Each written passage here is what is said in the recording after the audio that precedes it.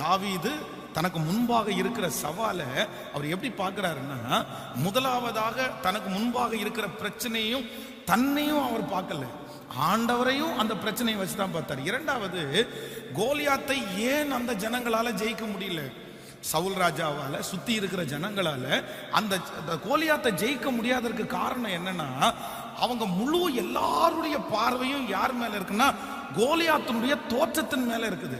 வேதத்தில் அந்த 24 வசனம், இஸ்ரவேல் எல்லாரும் அந்த மனுஷனை கண்டபோது மிகவும் பயப்பட்டு அவன் முகத்திற்கு விலகி ஓடி போவார். அப்படின்னா அந்த ஜெயஜாண்டிக்கான உருவம், கையில ஒரு ஈட்டியை வச்சுட்டு முன்னாடி ஒருத்தன் கேடகத்தை பிடிச்சிட்டு அவ்வளோ ஹைட்டா தலை மேல ஒரு பெரிய கிரீடத்தை வச்சுட்டு வர்றதை பார்த்து ஏய் அப்படின்னு கத்துன உடனே, அவனை பார்த்த உடனே இவங்க என்ன பண்ணாங்கன்னா, அவன் கண்ணுக்கு முன்னாடி நிக்காம பின்னாடி ஓடி வந்தாங்களாம்.